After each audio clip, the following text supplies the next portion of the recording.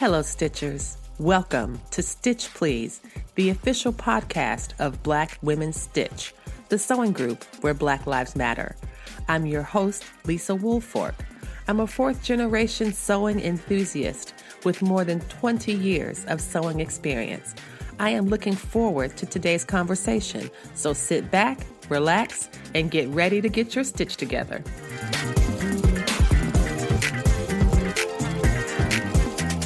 This is Lisa with Black Women Stitch and the Stitch Please podcast. And as part of our 100 episode celebration, which is today, September 15th, and I am so excited to introduce Jill Bates Moore, who you might recall from last year interviewed me on the occasion of the podcast's first birthday. And now, today, September 15th, we are celebrating the publication of our 100th episode, officially our 100th episode. And Jill Bates Moore, who is wonderfully amazing, is going to interview me again. And I am so excited. And y'all are going to love her because her voice sounds like hot chocolate with whipped cream on top. Yeah, with maybe some little sprinkles too. It's just really delightful. You know, some people have those kind of voices. She's one of them. She has one of those kind of voices. So I am now going to step back and sit in the guest chair, but I wanted to welcome Jill and to introduce her to you all. And I'm ready to get started. Thank you, Jill. Thanks for having me, Lisa.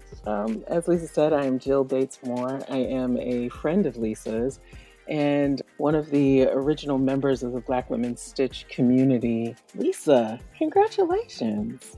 I am really excited. I am very excited about all of it. I'm excited that I kind of can't believe that this is where we are, that I've done 100 episodes. That feels like a lot. I remember when you were learning the software to mix the intro music. I remember when you were learning the setup to reduce the sound and the reverb when you were recording. I remember when you were trying to figure out the logo and all of those things, and how you built the systems that make the podcast work. It has been a labor. And so I hope that you're giving yourself enough credit and grace for your actual work.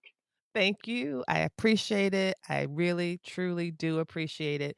Thank you for that, because I do tend to smooth it all out and just want to think, oh, well, it happened and it's fine and everything turned out great. But I think too often we want to skip past the things that were challenging. We want to just get to at least for me, I tend to want to get to the happy outcome. I love happy outcomes. Or maybe you can appreciate them more deeply when you realize that a happy outcome also is the result of some hard and frustrating work. Oh no, I'll take a happy outcome that didn't involve any work. Listen, I'm here for an easeful, happy outcome. I am here for, if the universe is listening, a happy outcome in the form of winning lotto tickets is fine with me. You can just drop that off. But I am thinking about the ways that the world has a tendency to condition us to make invisible the labor of Black women, and to devalue that in some way, right? And to enroll us even in that devaluation. And I just want to be a stand for spotlighting the success of this platform and the achievement of 100 episodes came from somewhere, and that somewhere is Lisa, whatever your middle name is, Woolfork. But yeah, I think you're absolutely right. And I think one of the things what the 100th episode is bringing to me is that it feels as though I'm part of a larger context of Black women who are claiming and naming. Not just a tradition, because of course we have that tradition of Black women who claim and name, right? Who've built and created a way out of no way, right? You know, you think about the poetry of someone like Sonia Sanchez or Alice Walker, or these women who were talking about their ancestors, and these women that built schools with cooking and who funded revolutions with trays of food that they and plates that they sold and donated, and those kind of things. So Hmm. that tradition is very much alive and real for me. At the same time, I can also look around and see that there's a lot of Black women who are mobilizing to claim their time, to demand respect, to take risks, to take considerable risks to make the world better for everybody else. Because when Black women, like, move the social needle, it tends to move it in the direction of more freedom, more liberation, more inclusion for everyone. And that is something that I feel as though the podcast is also a small part of, and that is a nice feeling. So let's go back to the original idea. Do you remember when you thought of it and what you were thinking of? This was at our first beach week. Remember, this was back in 2019, and it was in March, and we were talking, and we had had such a great time, and I was looking for a way to continue the conversation. I was looking for a way to continue what we had at that in-person event. I wanted to extend that good feeling and kinda keep that going, and I think we had had a conversation about maybe doing like among the group doing like monthly presentations or like skill shares or something because we were Was all I so there for that? you were absolutely I there mean, I for know that. I was at Beach Week, but was I part of this conversation? Because You were absolutely part of this conversation, and talking about a monthly presentation, I was doing that. Yeah. Maybe that monthly presentation did not come from your mouth, but what did come from your mouth, I will not forget, was the phrase, "Get your stitch together." Yep, You said something like, "We should call the podcast Get Your Stitch Together," or we could have segments, I and think it was a segment. Yeah. one of the segments could be Get Your Stitch Together, and then, I was talking about and then I started talking about a fall retreat. So that was one part of the genesis. It was Mhm. that conversation, That's and then right. remember also talking to my therapist later about the fall retreat. I wanted to do a fall retreat, and I was gonna call the fall retreat Stitch Please. And she said, "You should call the podcast that because that's funny." And I was like, "You think so? You think I should call the podcast that and not just the retreat?" And she was like, "Yes." And I was like, "Oh, okay then." Such a good title. And so it Like had a name. And so it had a name. And then, of course, your mind just starts running, and I have some other segments. I've never segmented the podcast before, but I did record, I have some recordings of my irons for a segment called Pressing Matters. Mhm. So it's like the sound of the steam irons. I had something Stitch Better Have My Money. That was Wow. another little segment Wow. about, like about saving, about shopping and discounts and promotional So you know how things I for feel so about us I getting our do rate. I do like people getting their rate as well. So, that was one of them, Stitch Better Have My Money. It was I had all sorts of little segments, and I still do. I mean, that's one of the great things about the future is that it's unplanned. And I can, do what I wanna do. Like, do I wanna do segments? Sure, let's put some segments. And I've not done that before, but again, these are options that I'm thinking about for the future. But I know we were talking earlier about, again, that moment about feeling like the Stitch Please podcast is part of a larger conversation about Black women claiming their time, claiming their creativity, claiming and establishing boundaries around their lives that serve them and nobody You could else. say that again. Is there a way to just put that on loop? If so, just Conversation loop it and I'll make it my about Black ringtone. women Uh, claiming their time, claiming their creativity, claiming and establishing boundaries around their lives that serve them and I nobody else. Honestly, it's just I'm not sure if it's just with my age, I don't think it is my personal age, like, I'm not saying it's like, "Oh, it's maturity." I don't think it's that, because when I look at Black women that are making such important headlines for doing this, Simone Biles, pulling out of the all-around competition for her own safety and mental health, Mhm. and still being the greatest of all time. You don't If you're the greatest of all time, you don't have to prove that. And she knows it, and everybody else knows it too. And yet they wanna try to shame this girl to push her to d no, and she's not being pushed. I just want to add that you don't have to be the greatest of all times. If you belong to yourself, because Amen. you belong to yourself, first and only, then Yes, you yes. do what preserves you. That's right. That Absolutely. that is absolutely right, and that's one of the things that you say that I wanna put on a loop. That's my ringtone. I have a lot of favorite Jillisms, but one of my favorite Jill Bates Moore quotes is, I know. "You belong to yourself first." And it is such a powerful reminder, and I know that there are some people listening right now who probably recoil when they hear that. "What do you mean, I belong to myself first?" Because we've been so many of us have been conditioned that our life is about A service and performance. is Yeah. about somebody else. Like, either it's Hmm. a performance of Hmm. service or just service, like, "Oh, no, no." If you're raised in certain religious traditions, you're taught to put God first. And this is not a contradiction. You can put God first and yourself first, or belonging to yourself first. I think that some folks find this incredibly controversial for them to say that they are choosing themselves, because that's not how they have been raised. That's not how they have been encouraged to be in sociality or in community with people.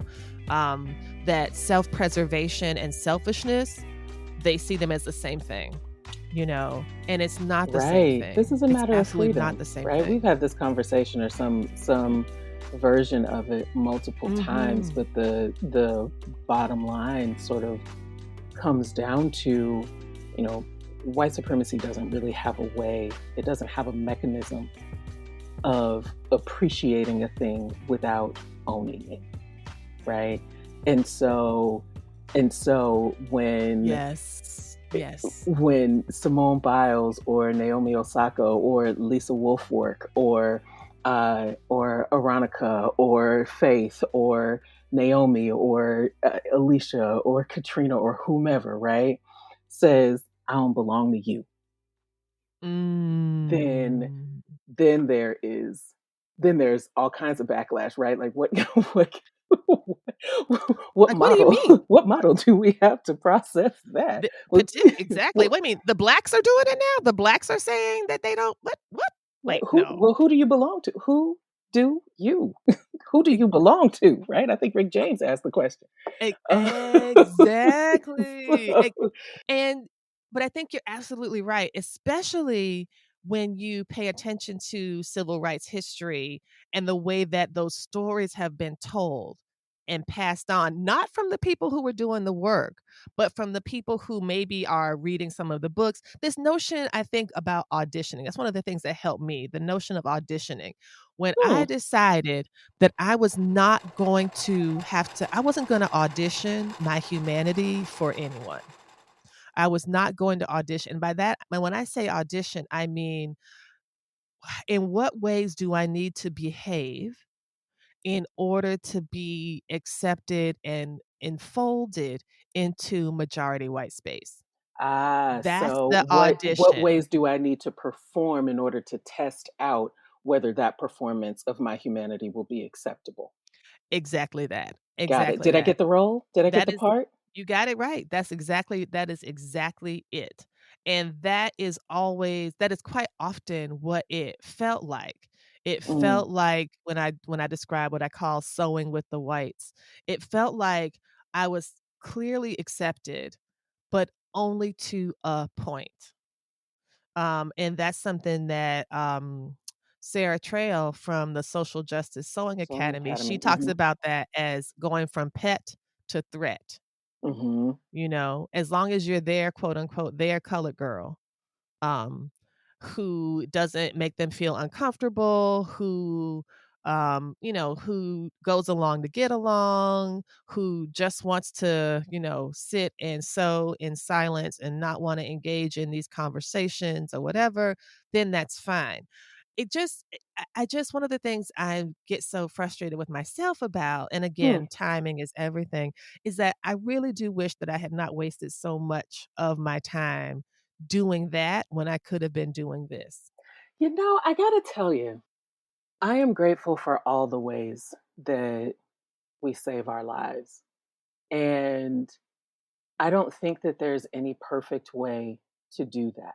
I'm grateful for all of the ways that we access, enforce, and live out our freedom. And I don't know that there's any perfect way to do that, right? I don't think that anything is wasted. I think that I totally understand you're looking back on that time where you were sewing because it's your love and it's an outlet, and and all of these things that it allows you to access within yourself and within community, and that you felt like this space with folks who didn't fully see you and didn't fully didn't make room for the fullness of your humanity. I can totally see how you look back on those experiences and say, I wish I had been doing something else with that time. But also, fully appreciating that, I find myself wondering, when would you have been fed up? Oh, You know what I yeah. mean? Sometimes I'm not saying that we need to suffer in order to be motivated. I am absolutely not saying that. I would like to refer you back to my earlier comment about about having happy results without any effort at all. That's right. Um, but I am saying that the the motivator that was so powerful for you came from a level of dissatisfaction with that experience and that space that said never again. I absolutely refuse. Whatever it's going to be, it won't be this. That's right. No, you are absolutely right, and it also seems like I had to have had those previous experiences in order to know what I didn't want so that I knew what I did. And that was also a really helpful frame, for me to say, I mean, I don't know why I did not think that I could do it. I did not think that I could, you know, I didn't think that I could host my own events. I did not think that Black Women's Stitch could even be a thing, but It it just could never be. occurred to you. It Like I never. don't. It didn't sound to me like you were actually thinking that you could not do that thing. It sounded like it just never came up. No, it did. Did I would. it? Oh, yeah. Oh my Say gosh. more. Say Okay, more. I really so no. This is a part of the story, y'all, that I don't even know. So I want to know this.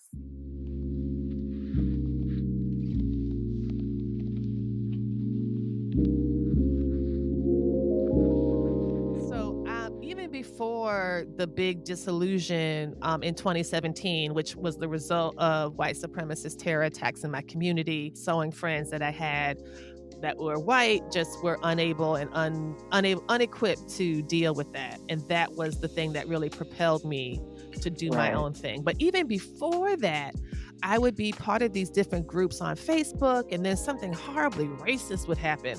And I would say, this is horribly racist. And they would say, oh, no, it's not. Just ignore it. If you don't like it, scroll by, blah, blah, blah.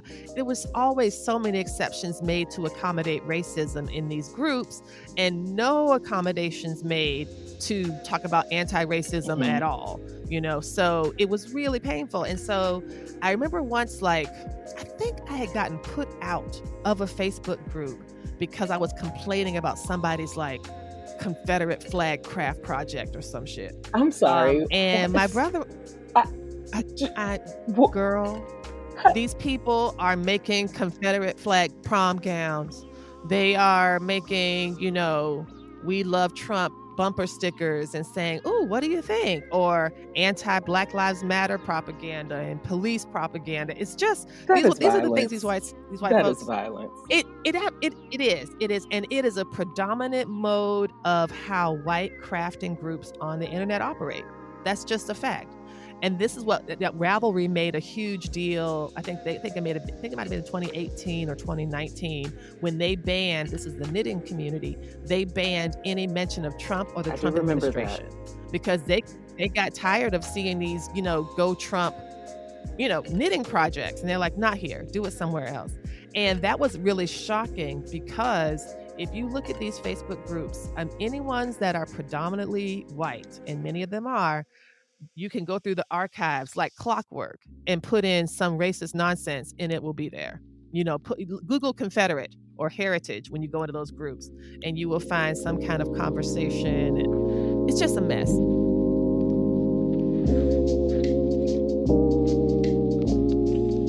Are there groups out there? Are there craft groups out there, y'all, that are not racist? Right? That's all I want.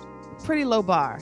And my brother-in-law was like, Lisa, forget them people and start your own group. He was like, start your own group, start your own group, start your own group. And to me, that felt like, instead of feeling like an invitation, it felt like,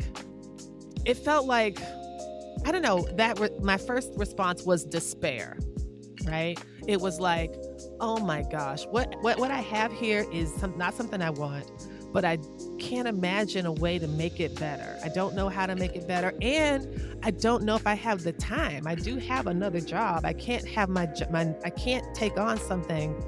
And no, let me just go ahead and just nibble on the edges of this, whatever. It's fine. I will not try to bake my own cake. I will not try to set my own table. I will just sit back here or sit over here and enjoy what's enjoyable and leave the rest behind. And then it was, again, based on that trauma that it became the case that was no longer possible. I could no longer nibble at anybody's edges. I was not interested in that. I was definitely committed to saving my own life and to preserving my own health and to move in ways that could always sustain me no matter what. And when I started to build that, that's when I realized that there were other Black women in a similar position, even if they weren't sewing with the whites in ways that were horrible, but that were interested in developing a community of solidarity and love and intimacy among Black women creatives. And that was what Black Women Stitch, that's what it has become. And that's what it is for me. So I didn't know about I guess the prequel where where you were having these ideas, or at least having it suggested to you that you just go and do your own thing. And your description of your despair, even at the suggestion that you create your own freedom place, it just it makes my heart weep. And also I understand that so deeply. And I think that's part of the reason it makes my heart weep, because of what it is, right? It's like with everything else, this was my outlet place. This is the place where I go to actually get away from, or to blow off steam from, or to have some sort of release from some of the other labors and pressures of the rest of my life. And now, in order to access even that, I have to labor and work and actually build a path. Yes. And that That is, feels, yeah, that, it was oh, it felt exhausting and yeah. overwhelming, and it felt like, you know what, damn, why can't I just have something? Why can't I just have it? Why do I Hmm. have to make it? Why do I have to build it? Why can't I just roll up into Facebook and find a group of people who share the same values, who who share my ideas about, our love of Black folks and celebrating us, and celebrating these creative gifts. And, why can't I just have that? That was part of the frustration. I was like, why do I have to work for everything? Why does everything have to be work? Yeah. But one And of the white things, supremacy and oppression doesn't seem like it has to work for anything. oh my gosh, Right. no, it So, seems not. Like they always forever rolling out the red carpet. You're right. You're absolutely right. And so, but once I got past that, mhm. I realized that it was very much a therapeutic process to build the community that I needed, because with every step, I was thinking about what was missing before. Mm-hmm. And that has been something that's been really helpful to me, because I feel as though if I'm able to say, "Hey, when we set a table, what does it look like? What are some of the things that are important? What are the issues that are important to us? What are the feelings that we want to have? How do we generate those?" And we know how to do it. And and that's just what I started to do. And it worked. And it seems like the podcast is an extension of that, of having these conversations, of sharing our love and comfort and support, and standing next to each other in outrage, and standing next and holding each other up in, in frustration and rage and fear and whatever. It's a true community, it's a true solidarity. And that's something that feels really great. So tell me about your favorite podcast episode. So I think some of my favorite podcast episodes, one of the ones I love. Don't try to reform my Okay, I'm question. so sorry. One of my favorite. I heard what you did there. It's like I don't want to choose my favorite among my children. Who's your favorite child? But okay, go ahead and do it your way. Your favorite episodes. Let's see. Um, I liked the episode Stitching Truth to Power. I really loved that episode. I loved it Hmm. not because I was like reading the riot act to the white quilting establishment and those really violently horrible white quilters who were using their quilt blocks as gaslighting Hmm. and in the most oppressive and violent ways. It was good for that, but mostly I love it because in talking about the Social Justice Sewing Academy project, I got a chance to see how it flourished in response to Hmm. the controversy. Yeah. And if y'all aren't familiar, just go back. I forgot the episode number, but it's called Quilting and White Fragility. And it's about this controversy at the National Quilt Museum and about the Social Justice Sewing Academy, and how a lot of the white quilters were up in arms about, the most silliest of nonsense and, racist foolery. But the Social Justice Sewing Academy started their own Block of the Month club in Hmm. response. They started this huge project, a huge memorial quilt project for Black and Brown folks who had been killed either by the state or through other forms of violence. I believe she's actually working on a book talking about this. So I mean, it's just really, so that has been wonderful to see. Hmm. I also love the episodes, the Sis I See You episodes, part 1 and 2. That was the group episode where we were talking about the beginnings of Black Women Stitch and what the community meant, and, how it got off the ground and what some of the next steps were. But the reason I love that one is because I got a lot of feedback from Black women listeners who felt like they too were part of that conversation, that the things that we were talking about, were things that they too talk about. So that was another one that I thought was really, really helpful and just really important. Oh, you know what else I did love? I did love making fat quarter episodes. I decided that my podcast episodes were way too long. And so I made some shorter ones deliberately, and those are called fat quarter episodes. And they are between 18 and 22 minutes long, because that's the size of a fat quarter. And so that made me really excited to find a new format. So those are some of the things I love, but there've been some really moving and touching conversations that people have reached out to me and talked about and just said, thank you for doing this. Thank you for having this conversation. I never knew about this, or I hadn't thought about that. And Yeah. so that's something that feels really great. I love that you struggle to identify a favorite, because it just speaks so much to the benefit and the loveliness of the podcast project itself, right? That there's so much goodness in there that that it's difficult to even identify a singular favorite. I think that's wonderful, and that's a testament to you and the work that you've done here.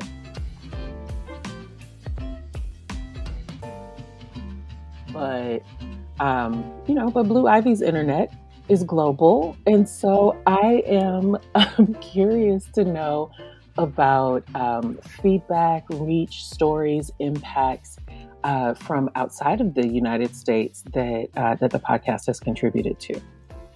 When I started the podcast, I thought that maybe me and my mama would be listening. I was like, Mom, do you listen to the podcast? And she's like, sometimes.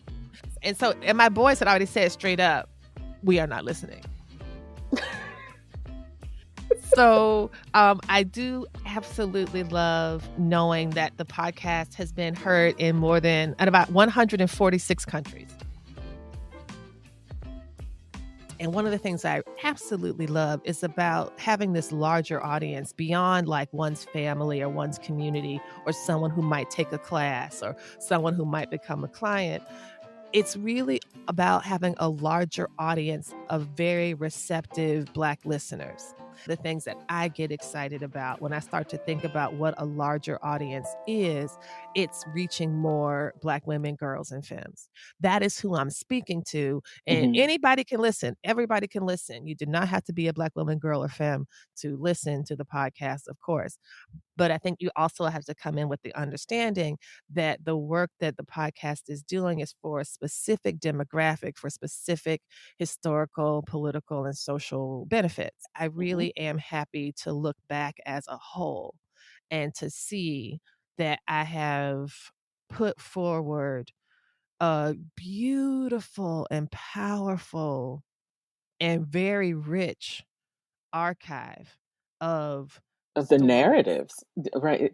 It's the narratives of Black women, girls, and femmes. And I find myself wondering, well, I find myself stricken by that, and also wondering where, if anywhere else, such an archive exists. In, I mean, just especially first person Yes. narratives. Yes. Yeah, yeah, yeah. I'm And struck by that. yeah, and it's my hope that as the podcast continues to go forward, is that that archive is gonna get deeper, right? It's gonna get broader. It's talking with more people. I'll be talking about more things, talking about more issues, raising other concerns, in some ways as a legacy so that no one that, some new person who is coming into sewing never has to think about where the Black people are sitting. Where are these stories? That there's a way you can look back and say, oh, I wonder a bit more about how 19th century Black women were doing quilting. And we have an episode about that with a Black woman whose great great grandmother was enslaved and she has her quilts. The fact that she knows that story and was able to share it with so many other people so that we could look in our own past, look at our own history, and have that as a guide. Similarly, it's very difficult to become something you've never seen. And I like the idea of the podcast presenting to people a variety of possibility models. Talking with Florence Taylor or with Aronica Cole or with some of the other people that I've spoken with. And it's hard to say because I've spoken with so many, and there's still so many out there that I am looking forward to talking with. So there's just so many other ways to, I don't know, I just feel like the podcast is thriving, it's flourishing, and I'm really happy about it. And I'm excited to see where it goes next. Yeah. But I'm also really proud and happy with what has already been done and hopefully inspiring other people to claim their creative gifts and to claim to claim permission to build what you need. To build what you need, and also to tell your own story about it, right? There's Mhm. artist, Black woman artist, Alicia B. Wormsley, Mm. famously says there are Black people in the future. Yes. And what I hear you saying is that part of the importance of this of the work of this podcast over the past 100 episodes and the episodes to come, but frankly, even if you never did another single episode, right? Part of the power and the work of it is that those Black people in these future moments have an archive from which to access their past selves, and to be able to see that we've always been here and Yes. Yes. we've always been creating and and telling our own stories, which is a powerful thing. That is a powerful thing. But I would be remiss if I didn't ask what you see for the next for the next 100 episodes. What do you so how is the podcast changing, shaping, growing, continuing, and what feels like the next stage of its life? My hope is that I'll be able to continue in the ways that I've gone, but also by doing new things. So I'm thinking a lot about reformatting. I'm thinking about maybe adding segments, trying to see what folks are interested in, and hearing more from the audience to help the audience kind of help shape a bit more of some of the programming a bit. But my hope is that we've got enough support that will allow me to actually hire a production team to help me, because I'm so excited about what's happening next. And I also know that I personally have limits on what I am able to physically accomplish in the course of a day. And so the reason that I've been doing the Patreon drive is to be able to hire people to help with the podcast, to make it to kind of I still love it and it's still a labor of love. I would just like to do more love and less of the labor. I'm also really excited about the arrival soon of the Black Women Stitch website and newsletter. So there's all these things that are coming. But again, these things are labor of love, and I've got a lot of love, but and love is renewable. That's a renewable resource. But my energy for labor is not similarly renewable. And so I definitely need some support around those things. And so that is what I'm looking forward to, so that when we get to our 200th episode conversation, we'll have much more of a public face and more forward facing engagement through the website or newsletter or whatever. But I'm so excited about what's happening. I'm so excited to see so many Black women thriving in so many different directions, operating these fabric businesses, brick and mortar stores, online stores, pattern development, design, sewing, all of these things that are continuing to happen. And I'm just really grateful to be able to tell that story. Well, not even to tell that story, to let them tell that story themselves in their own voice, and to put it in the archive alongside other stories. Lisa, thank you so much for allowing me access to your beloved platform today. Thanks for what you've made here, and for the love that you pour into it, and for what you do to make it a real impact in the sewing community. Thank you, my dear, and congratulations on 100 episodes. And here's to 100 Thank you, more. thank you, thank you for this, Jill. Love you. Thank you.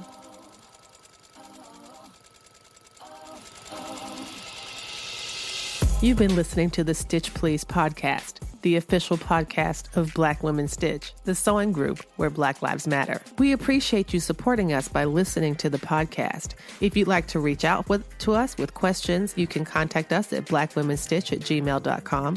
If you'd like to support us financially, you can do that by supporting us on Patreon, Patreon.